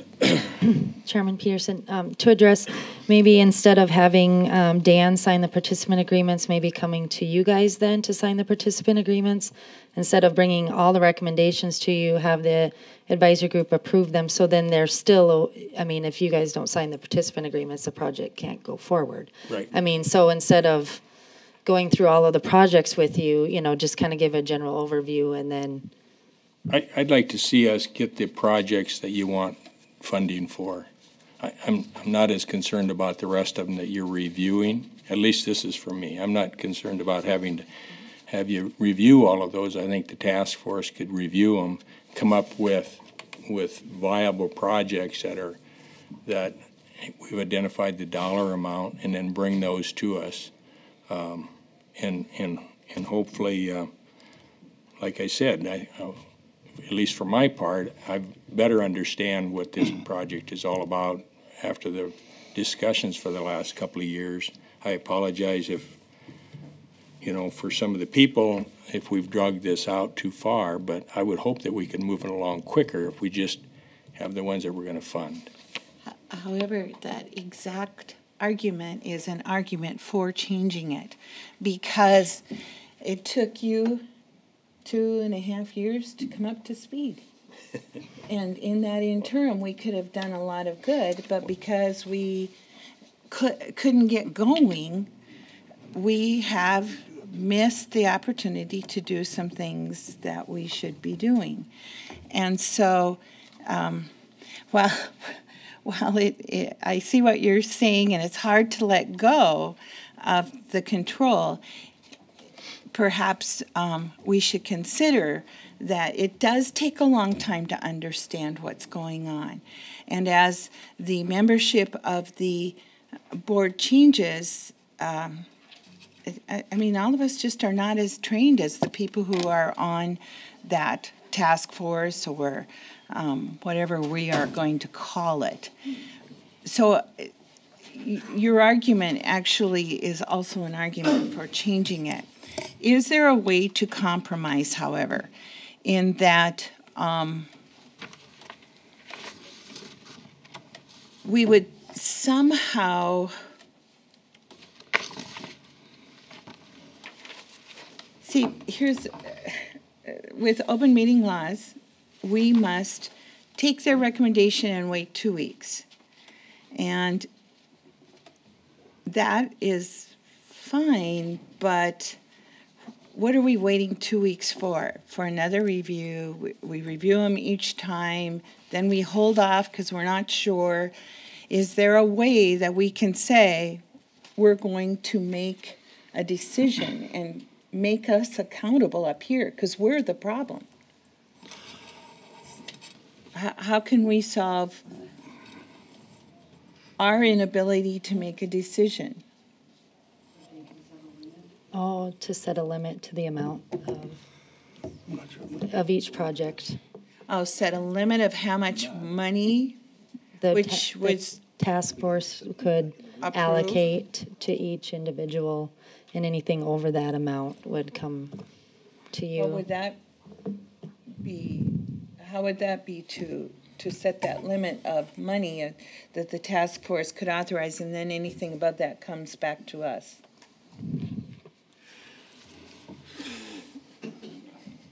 I don't like it, but, you know, because I'm against some of the projects. That's it. I don't care if it's $10 or $10,000. I'm against going down and trying to straighten out a creek, 500 feet of it, when it's 100 miles long.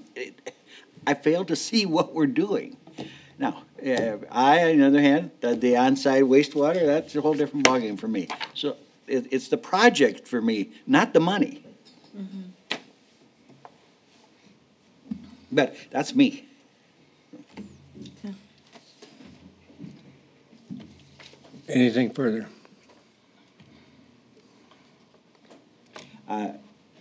The compromise to me would be what Commissioner Holloway was talking about.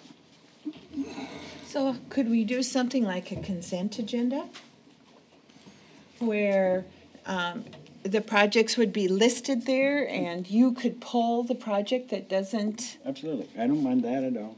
Okay. As long as we have some say-so in what's going on.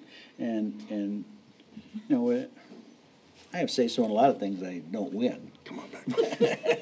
At least you get to say something. But I get to say something, yeah.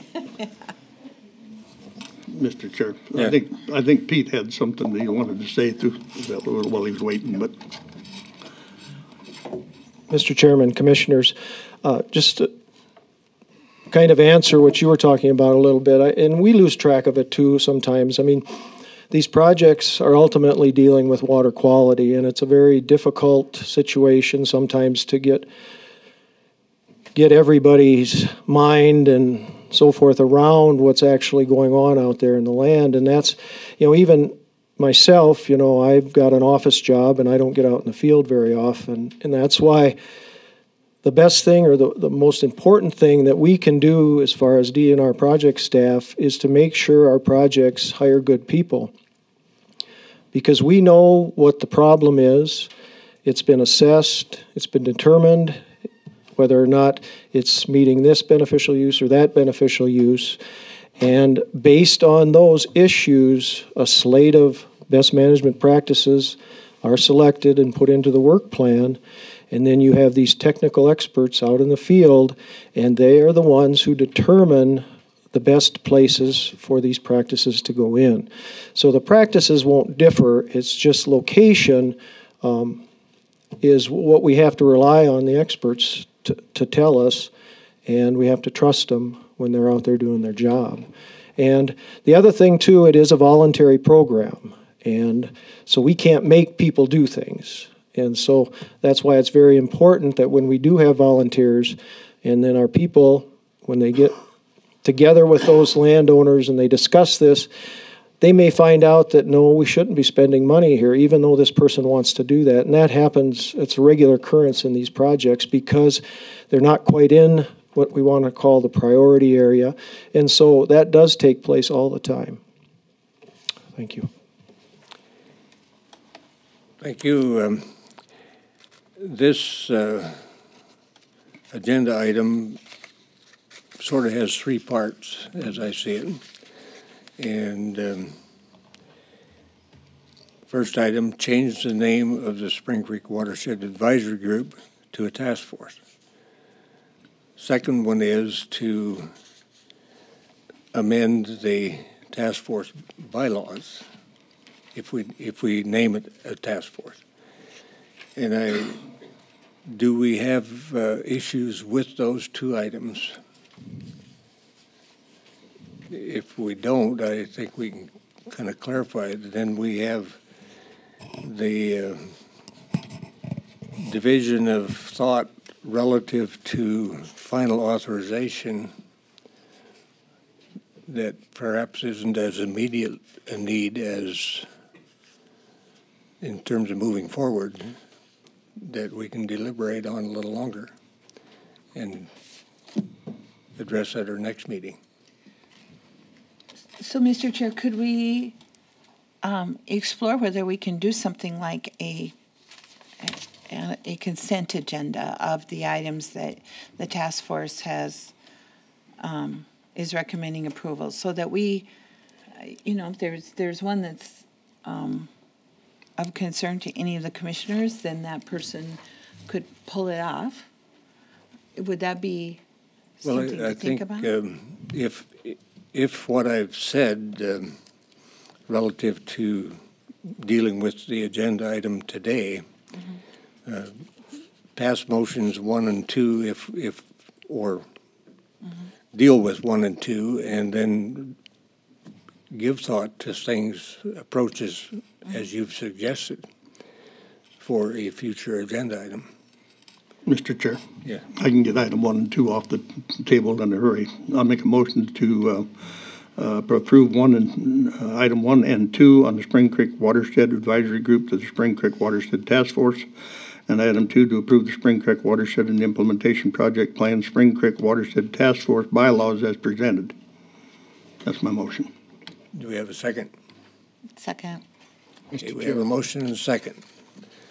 Can we hold just 2 seconds?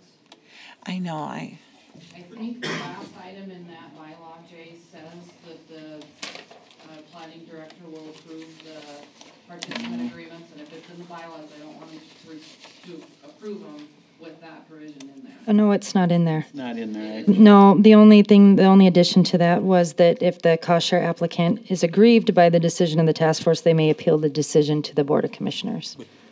Doesn't the change in the bylaws authorize the task force to approve these? What it would, because they would be subject to open meetings, I wouldn't have to come to you with recommendations for 2 meetings.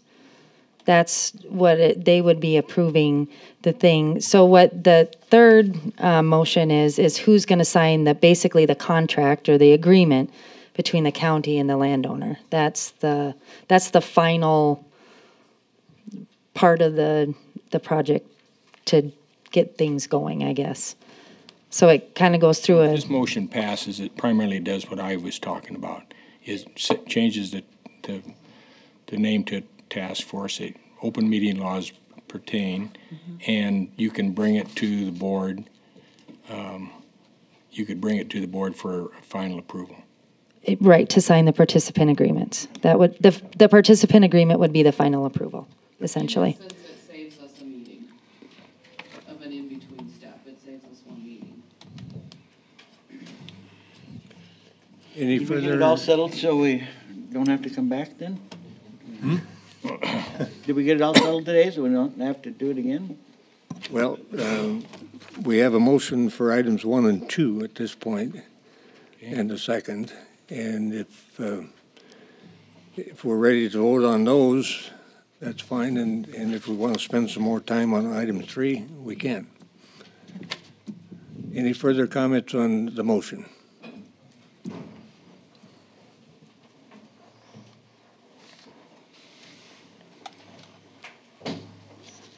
Dan Richer. Mr. Chairman, I think this is a good idea because the biggest holdup here is the public does not have any input at the advisory group until the very end, when all the votes have been come in. And that's when the public has to bring it to you guys to petition their arguments and so-called catch hell. And so I think this is a good idea by opening it up to the public so the public can speak when these projects are brought up. Thank you. Thank you. Anyone else? If not, we have a motion and a second. All in favor, say aye. Aye. Opposed? Motion carried. So what do you want to do with item 3? As it relates to item number C, I'd make a motion to continue the final approval coming to the board, county commission. So we wouldn't have any further discussion? You're talking about continuing discussion or?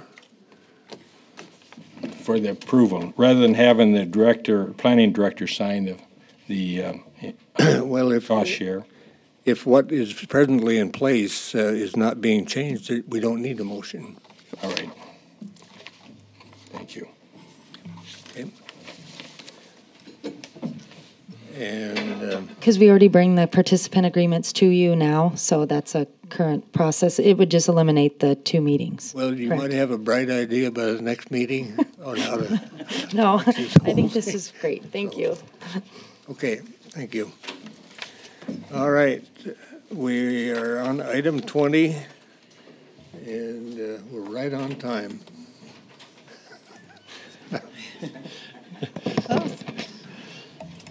Okay. Good morning, Dan Jennison, Pennington County Planning Director. Can anyone think of a motion that we need to make at this point? A motion to go into a Board of Adjustment. Second. Have a motion and a second. All in favor, say aye. Aye. Opposed? Motion carried. Item A is a variance request 1418 Norris Peak Lodge LLC, Mark and Amy Larson, and Arleth Landis Surveying as the agent. This is to reduce the minimum required side yard setback requirement from 8 feet to 0 feet, and to reduce the minimum required front yard setback from 25 to 8 feet in a suburban residential district. If this is approved, we recommend that 2 conditions be attached. It's located at 22865 Norris Peak Road, approximately 1/4 mile north of West Highway 44 on Norris Peak Road. It involves 5.14 acres, currently zoned suburban residential district. They have also submitted a plat and a subdivision regulation variance on this very same property. The purpose of this variance is to allow for basically a carport, which you can see on the property between the new or proposed lot line, which is right here. This is the carport. It would reduce the setback from the front property line and to reduce it to 0 feet between here. The applicant has agreed to remove a part of the carport so that it'd actually be about a 1/2 foot or maybe a little less from that new property line. So this variance request would allow for that. The plat on this property would allow for this property to be subdivided into 2 lots. It's currently 1 lot. It also includes this portion, which is also part of this property.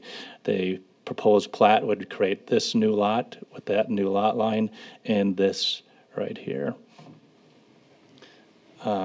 Excuse me, Dan. I'm not clear on what's across the road. Is that a separate identified lot, or is that? It's actually part of the same parcel. It's actually one parcel right now. Well, actually, the property is one parcel right now, which includes this and this. It's described as a one parcel with the right-of-way going through the middle of it. The across the road part would be part of Lot 1B? Yeah, it would be part of this lot. This would be 1 lot, and this would be 1 lot. This is a very steep topography. It's not buildable at all. It's actually an uphill property. It's too narrow, and actually can't really do anything with it, so they're keeping that as part of this property. Thank you. The carport was, we've just found this out today, so I'm going to make a little correction.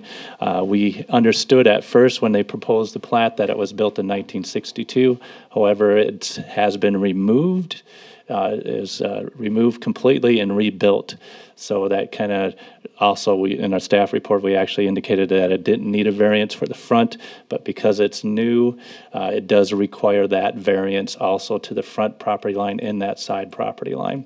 So, and it does require a building permit. We were not aware of that, and actually till just this morning, we heard from the applicant that it actually is a new building. So, Dan, I have a question. Why, you know, the red dotted line goes straight across and then it drops off?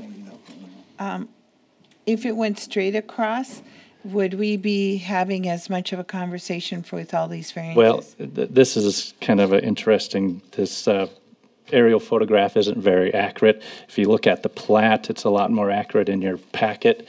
It actually, they are required to have a 20-foot 5 portion of the property that is adjacent to right-of-way, and this is the only way they can get that 25 feet of that proposed lot adjacent to Norris Peak Road, and that actually is what they're removing the portion of the carport in order to get that 25-foot.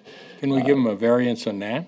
You could. Either way is going to require a variance. Well, that'd be better than having a 0 setback. They would have to create an easement to get access to that other new lot. I assume they're wanting to do this because they want to sell off Lot 1A. They want to sell off actually Lot 1B, where the existing lodges are the residents, and then the owner wants to, the current owner of the property wants to build a new house on that northern lot, but he wants to sell the southern part. So either way, they would require a variance. This, in some ways, is a lot cleaner way to go because they still meet the requirements of the platting to have that 25-foot portion of the property that is adjacent to public right-of-way.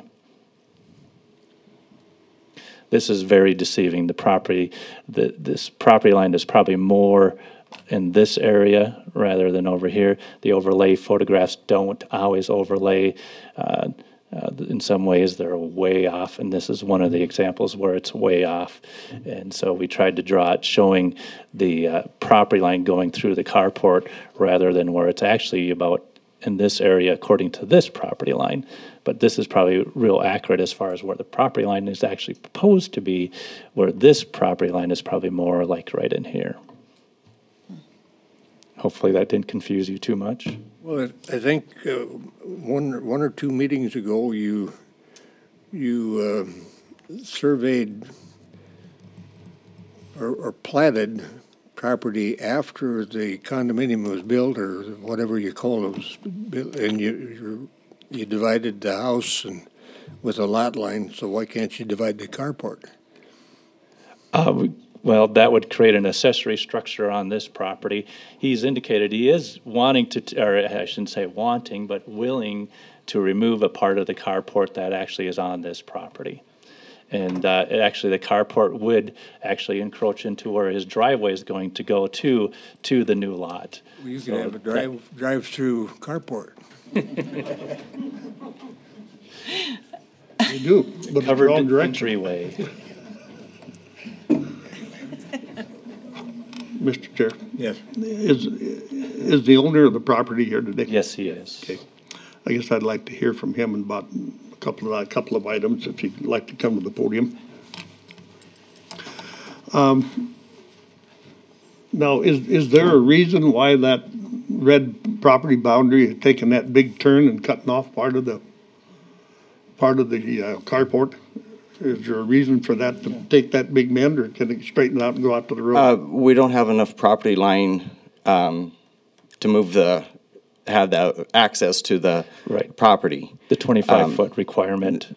And, for the approach, there's not enough room for, all the requirements. And that's why they're requesting that we take down a third of the carport. So the zero setback then would be from the side yard, not from the road right of way, right? Yes, this would be the 0-foot setback. This would be the 8-foot setback. And that's what they're requesting? Correct. That'd be my motion. To get the record correct, state your name, please. Okay, my name is Mark Larson. I'm the owner of North Peak Lodge. And Commissioner Davis, you made a motion to do what? To do the zero setback on the northeast corner of the existing carport, and 8 foot on the front side next to North Peak Road. Is there a second to that motion? I think I'll second it. Okay, now discussion on the motion. Yes. Is that the only, the back corner of that lodge, is it the right distance from the property line? Pardon? This property, yes, that does meet the setbacks. This, if they were to add on, it's an existing structure that is grandfathered. It is also closer than 25 feet, but they're not changing this lot line, so that is a grandfather and does not need to be addressed. And what's the distance from the front of the lodge to the property line? Do you know what that is? It's closer than 25 feet. Okay, but it's not as, but it's less than, or it's further back than the 8 foot that we're granting on the carport? That I don't know, but it is a grandfathered, where the reason why the carport needs it is because it's a new structure where the... I'm just wondering if the carport sets closer to the road than the lodge sets to the road. No, I don't think so. Oh, yes. According to the diagram we have, yes, it definitely sits closer than the existing lodge does. Really? So if you wanted to do any changing on that existing lodge, Yeah, looks like it from that. They would only need a variance if they're as close as the existing lodge is already to the right-of-way, or even closer. Well, let's say, I'll back up. If the addition is 25 feet back from the front property line, they don't need a variance. If the addition is closer than 25 feet than what our ordinance requires, they would need a variance to add on to the lodge. Our ordinance currently allows, if there's an existing structure that encroaches into a setback but it's grandfathered in, they can add on to it as long as the addition meets the required setbacks. And I don't think on the ground it is. Anything further? We have a motion and a second. Mr. Chair, Dan, is there anything else that needs to be added into this variance? No. So we can get it all done in one shot? Those are the two. What he's requested is what your recommended approval, or you made a motion to. Okay. All in favor of the motion, say aye. Aye. Opposed? Motion carried. Item B. Item B is a variance request 1419 for Jim and Susan Nolet. This is to reduce the minimum required section line setback requirement from 25 feet to 5 feet in a low-density residential district. If the county board approves the variance request, staff would recommend that one condition be attached. This is located at 23848 Whaley Lane, approximately 1.5 mile northeast of the intersection of Highway 385 and Highway 16. Involves 3.13 acres. They have indicated this is the most preferred location of where they would like to build it. They've also indicated that due to topography in the location of their on-site wastewater disposal system, this is also the best location for this structure. The property is zoned low-density residential district, which requires a 25-foot setback. The section line does go back. This is the section line right in here. This is the proposed location of the garage. This is the existing location of the house, and this is the existing location of the drain field. There is a drainage way that goes right through here, and just for your information, also a section line is 33 feet of public right-of-way on either side of the section line, and then county ordinance requires an additional 25-foot setback on either side of that 33 feet, so making a total distance of 58 feet from a section line right-of-way that they have to be set back from that section line.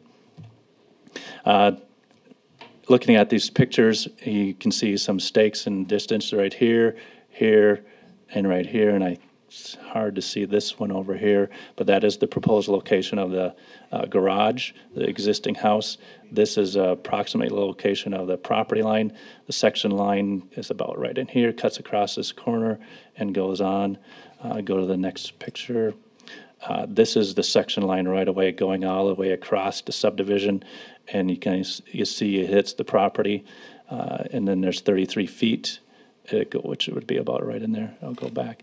And then you can see the proposed corners of the garage, which would be about, I think, 10 feet from the property, or from the actual right-of-way of the section line.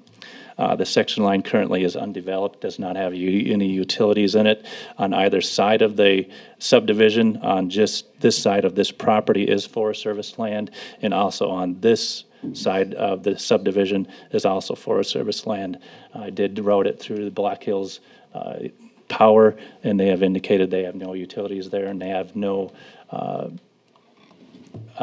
intention of using this for utilities in the future. And it doesn't appear that this road would ever, or this right-of-way would ever be developed as a public right-of-way either. Given that, it doesn't appear that building in this location would affect the future development of the section line. However, it does appear there is and appears to be adequate location on the property that would allow for the construction of a garage to meet the required setbacks. So what is the reason that the location as presented there isn't back farther from the road? Why does it need to be up here? Because you mentioned topography originally, but it seems like it could still be pushed back from the road. I agree that it could be. They've indicated that they believe the topography of the land and the location of the drain field, and that he also indicated just today to me that covenants do not allow the structure to be attached to the house. They can build a detached one, but their covenants don't allow it to be attached to the house, being there's already a 3-stall garage on the house. This is their preferred location of the garage. Certainly could be moved closer to the house. I believe it could even be built in this location right here. Well, it just seems like it could be moved straight back too, because there's looks like quite a bit of area right If there. if they move it straight back, it would still be within that section line right away, unless they moved it closer to the house. Okay.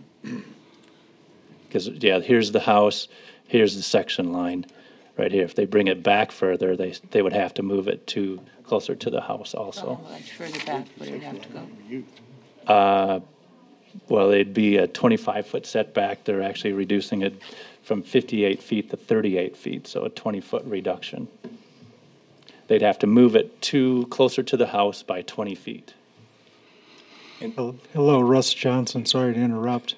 I wanted to bring up part of the reason we do not want to bring the structure closer to the home is if you look back at one of the other pictures, there is, see the concrete to the left of the existing structure there? That's drainage coming around the house. Oh, this right here? So there's about a 15-foot area that you can lightly see where there's a drainage pan built behind that home. So there's a drainage area flowing back through the back of that house, and that's why we wish to keep it away so we don't interrupt that area. I have a couple of thoughts. One being, it appears that section line has no future purpose, really. And it would seem that in platting that land, they would have abandoned that section line and had it over with, and then you wouldn't even be having this discussion. But beyond that, given what's there, does doing this impact public safety in any way or jeopardize anyone else's property rights? Given the current status of the section line and what we see as the future of the section line, it doesn't appear that it would be. Any other comments? Do we have a motion? Mr. Chair? Yes. I make a motion to approve variance 1419 as requested by the applicant. Second. Motion and a second. Any further discussion? Hearing none, those in favor of the motion say aye. Aye. Opposed? Motion carried. Thank you. Thank you. Now we need another motion. Come out of Board of Adjustment. Second. Moved and seconded to adjourn as a Board of Adjustment. All in favor say aye. Aye. Opposed? Motion carried. Consent agenda. The Board of Commissioners uses the consent agenda to act on non-controversial and routine planning and zoning items quickly. The consent agenda is acted upon by one motion and a vote of the board. Items may be removed from the consent agenda and placed on the regular agenda at the request of a board member or a citizen. The consent agenda for planning and zoning contains the following items. Item C is the second reading of rezone 1403 and comprehensive plan amendment 1403 for Lyle and Donna Hartshorn, and approval is recommended. Item D is a road naming for John Bolin, Trixie Lane, and approval is recommended. Item E, road naming for Presidio Ranch Road, and approval is recommended. Item F is a layout plat 1410 and for Lois and Carol Torres, John Preston as the agent, and approval is recommended. Does anyone wish any of the items on the consent agenda removed? If not, do we have a motion? I move to approve the consent agenda as presented. Second. Motion and a second. Any discussion? Hearing none, those in favor of the motion say aye. Aye. Aye. Opposed? Motion carried. Item G. Item G is a minor plat, 1409, and a subdivision regulation variance, 1404, for North Peak Lodge LLC, Arleth Land Surveying as the agent. This is to create Lot 1A and 1B of Van Voren subdivision and to waive platting requirements.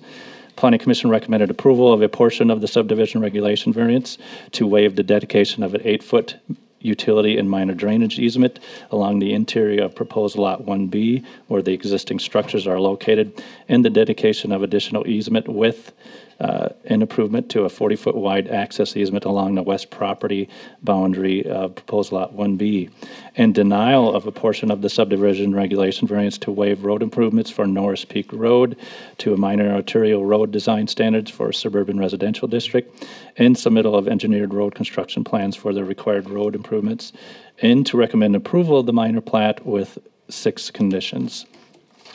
This is the same property we just ruled on in regards to the variance to the setbacks. they would again go over that they would like to subdivide the property into 2 lots so they can create a buildable lot on this property.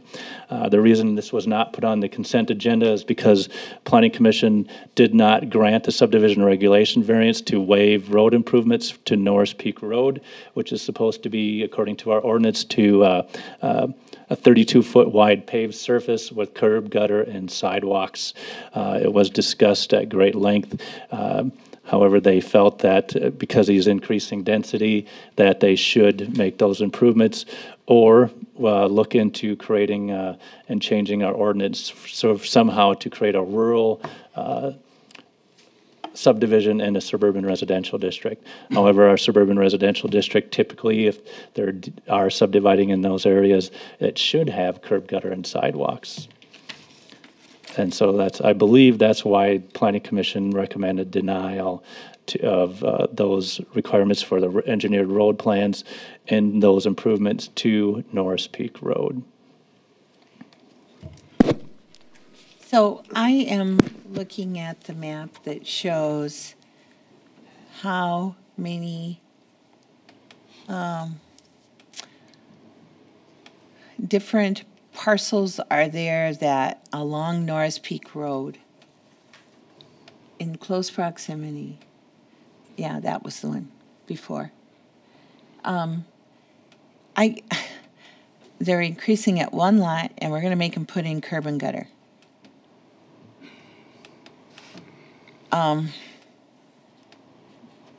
there is no other curb and gutter there, right? No, there is none. I just don't think that makes sense, and we have certainly waived that before. Well, I think the county highway department is going to redo part of Norris Peak. Yeah. Maybe they wanted to put curb and gutter in too. Have we got the highway superintendent here? Yeah, and I also think that that was my other argument when I'm looking at this. So we're going to drop a plow in the middle of winter, and pretty soon there's going to be this little section with curb and gutter on it. And it's going to be racked up and messed up all the time because why would? I mean, it's a pain in the neck for the plower. It just didn't make sense to me that we were going to take this little section and require it on both sides of the road. May I make a comment? Mark Larson. The other thing, I grew up around Scenic. So if we have to do this here, if one of my old neighbors would increase the density out there along a county gravel road, that means that they should widen it to 32 feet and pave it, curb it, and gutter it. Yeah. And sidewalks. And sidewalks, yeah, I'm sorry. Okay. Dan, to move this along, to approve this without the curb and gutter, I approve it with the 5 conditions instead of the 6? Well, you would approve it to waive all those, including the engineered road construction plans and the 32, the road improvements to Norris Peak Road, basically recommending approval of all the subdivision regulation variances. Well, you're recommending 6 conditions, though, right? Yes, and those conditions also state that if you don't approve the subdivision or if you approve the subdivision regulation variances, there's always a condition that states you either do the improvements or you get a subdivision regulation variance. So, and you could still approve it with those 6 conditions, because there's also a part in there that says or get a subdivision regulation variance waiving that requirement.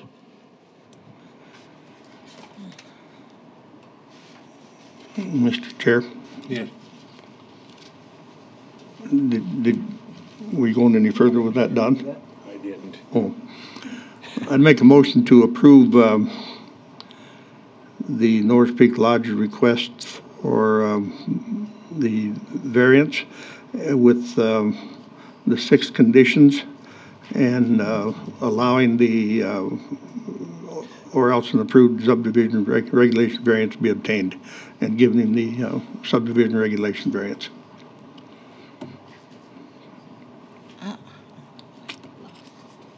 Is there a second? I'll second it so somebody can explain to me what we're doing. Yeah. Is this now saying that this gentleman has to come back for another variance? No. No. Well, No. number 6, doesn't it say that it includes a 32-foot wide paved drive surface with curb and sidewalks, and that the corresponding engineering road construction plan be provided, or else a approved subdivision regulation variance be obtained? Yes, and that's what part of the motion doing with was this motion. to waive that. Well, why do we even have that in there then? Let's just get rid of. Why do number we even have 6. 6 in there if we're not going to make him come back and get a subdivision regulation variance? You could certainly strike it, but it also, this is a lot of times, if you don't get the subdivision regulation variance, then they are required to do that section. So it's kind of a two-part condition, that they either do the improvements or get approval of the subdivision regulation variance. And in this case, you're recommending approval of the subdivision regulation variance, so you could certainly strike 6 completely, or to leave it in there because it already addresses the fact that they're getting a subdivision regulation variance. So we're approving the minor plat, and then we're granting the variance. The subdivision regulation variance is yes. Okay. And make 5 instead of 6? You could Take do it 6 that out of way. there? You could leave it in or take it out. Either way. Because the 6 We're addresses granting it. him the subdivision regulation variance, and that takes care of item 6. Well, I think taking it out is cleaner, but Okay, whatever you want to do, I don't care. I'll change my motion to satisfy you. Well, that's what I think we should. okay now. But the next one now, as you get down to your place, you're gonna have to put in curb and gutter and sidewalk. I'll welcome that. Okay, Karen, are we confused? Yeah. Striking number 6. The 5. Yes. Okay. Okay, so that we have the motion. Everyone understand it? Yes, Mr. Chair, before we go on past this for the vote, if you may, I would like to see this brought to the county commission for some discussion on how to take care of these things out there in the rural area, that we don't have to go through this. I agree. Okay, all in favor of the motion, say aye. Aye. Opposed? Motion carried. Thank you. Thank you. Okay. Items from the chair. My mind is a blank. So's mine. So we don't have How about committee reports? Don't feel like the lone psychiatrist. Committee reports.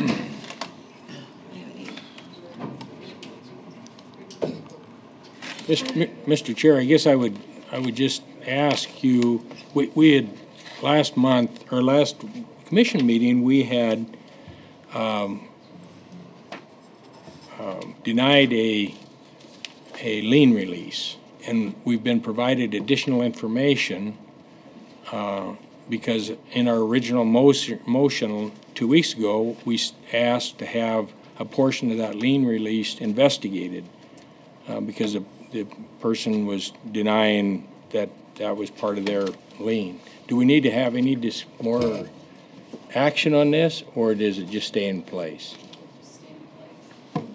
If I understood it correctly, the question was relative to $200. Right.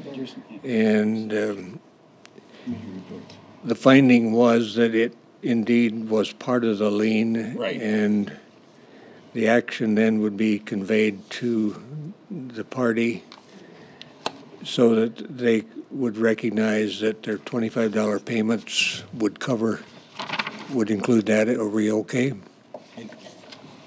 Okay, so we don't need to do anything as far as you're concerned, Karen. All right, thank you. Anything further in committee reports? Mr. Chair, Yes.